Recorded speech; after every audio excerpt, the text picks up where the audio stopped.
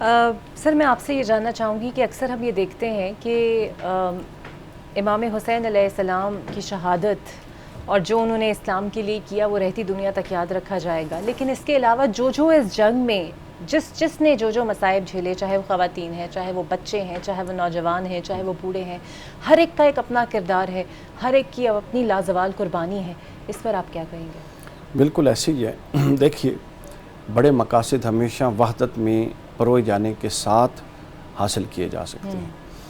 اچھا، اب اس وحدت سے مراد کوئی بہت بڑی جمعیت نہیں ہے۔ اس وحدت سے مراد اگر ایک فکر پر پوری طرح ظاہر اور باطن کامل یقین رکھ کے چند لوگ بھی ڈیڈیکیٹڈلی کھڑے ہو جائیں تو وہ پھر آپ دیکھیں کہ ظاہراً یوں لگ رہا تھا، اور یزیدیوں کو یوں لگ رہا تھا، اور یزید کو بھی یوں لگ رہا تھا کہ یہ مٹھی پر لشکر میں نے ختم کر دیا اور اب تو ان کا نام بھی اس لکدک صحرا کے باہر کوئی نہیں لے گا۔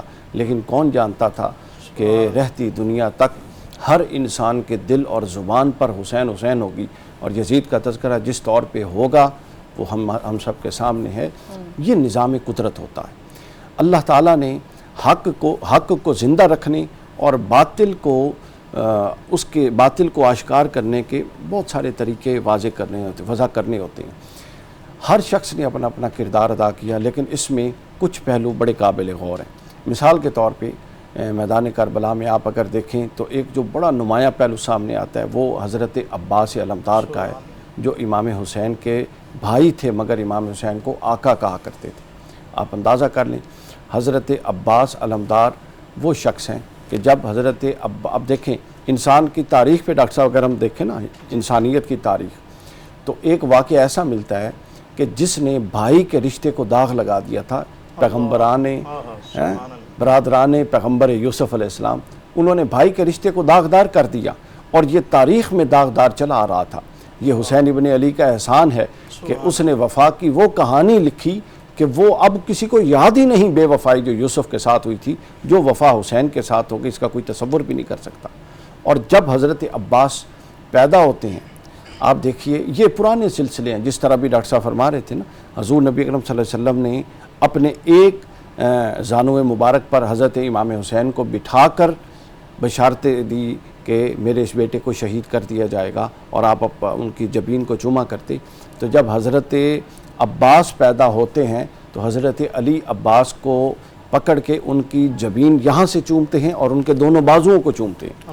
جناب ام البنین پوچھتی ہیں کہ عام اصول تو یہ ہے کہ بیٹے یا بچہ پیدا ہوتا ہے تو اس کے رخساروں کو پیار سے چوما جاتا ہے، مگر کیا بات ہے کہ آپ بازوؤں کو چومتے ہیں اور ادھر چومتے ہیں؟ تو آپ نے فرمایا، پہلے نہیں بتایا، جب اصرار ہوا تو آپ نے فرمایا کہ یہاں پر اس کو تیر لگے گا اور بازو اس کے کٹ جائیں گے، اس لیے میں بازوؤں کو اور اس کو چوم رہا ہوں۔ اور اس کے بعد پھر سجدے میں گر گئے حضرت مولا علی۔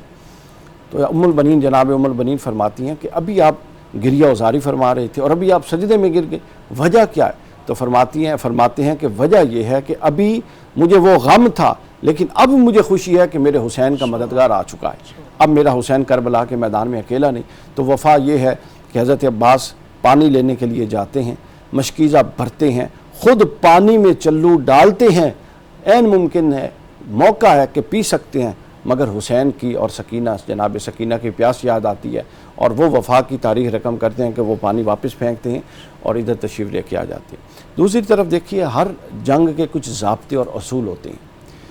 اہل بیت اطہار کے ساتھ جب تک اہل بیت کے دشمنوں کا آپ تعین نہیں کریں گے، تھوڑی کوئی کہہ سکتا ہے بات سخت ہو جائے، لیکن اس کے بغیر حل نہیں ہے۔ یہ اللہ کا بھی اسلوب ہے۔ اللہ بھی فرماتا ہے لا الہ پہلے ہے اور الا اللہ بعد میں ہے۔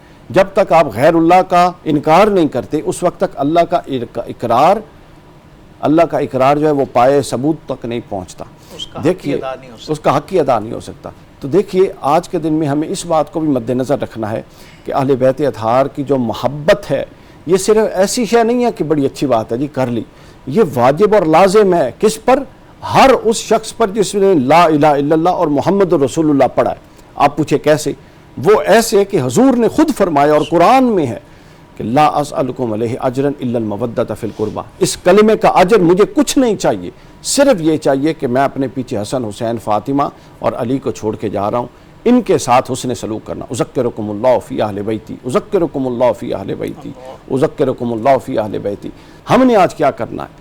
ہم نے آج ان یزیدوں کا پردہ فاش کرنا ہے، ہم نے آج اہل بیت کا اتنا تذکرہ کرنا ہے، ہم نے اپنی نسلوں کو اہل بیت کا شعور دینا ہے، ہم نے اپنی نسلوں کو ان کی سیرتیں بتانی ہیں، اور پھر سب سے بڑھ کے ہم نے اپنے لیے کیا کرنا ہے۔ اگر ہم آج بھی باطل کے ساتھ کھڑے ہیں اور مجلس حسین کی برپا کیے ہوئے ہیں تو پھر چاہیے کہ اس مجلس کا خرچہ نہ کریں، آپ کو اس کو کوئی فائدہ نہیں۔ آپ نے جس طرح سورۃ العصر میں اللہ نے فرمایا نا، والعصر ان الانسان لفی خسر الا الذین آمنوا وعملوا الصالحات، ہر انسان نقصان میں ہے سوائے اس کے جو ایمان لایا اور نیک عمل کیا۔ بالکل صحیح۔